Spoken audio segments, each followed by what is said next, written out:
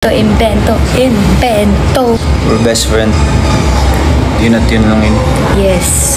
Best friends for life. Am I really that much? Breaking these feelings down. Am I? You don't really know you. Nilaro masyado ng GM Fiang ang kanilang mga supporters, lalong-lalo na ang kanilang mga bashers. Dahil sa kanyang live, sobrang sweet ng GM Fiang. May mga there sa comment section ng kanilang live na ginawa ng GM Fiang. Kagaya na lang ng touch your nose if crush mo si GM Fiang. Binasa yun ni JM at ito yung kumuha sa kamay ni Fiang para i-touch sa kanyang nose. At muntik pa ngang masundot ang mata ni Fiang sa kanyang kuko. Pero nagsorry naman si JM at biglang tinakpan ng kamay ang kamera ng live. Pero nahalata ng iba at narinig nila na kinis daw ni JM si Fiang. Pangalawa sa their comments ay yung hawakan mo ang mata mo kung love mo si Fiang JM.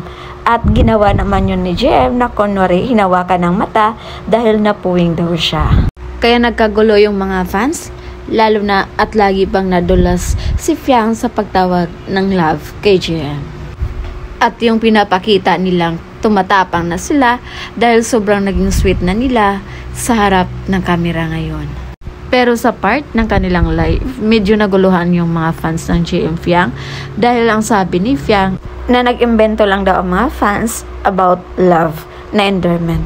Na ayon pa sa kanila, we're best friend. Best friend for life. Kaya naguluhan yung mga viewers sa kanila dahil yung mga pinapakita nila, yun yung tipong ginagawa ng magjowa. Kaya ang duda ng mga iilan, nilaro ng GM Fiang ang kanilang mga bashers para mas lalo pa itong ma-excite. Pero yung mga solid supporters ng GM Fiang, naniwala sila na may something na yung dalawa, ayaw lang nila aminin. Dahil sabi nga nila, mind over heart muna.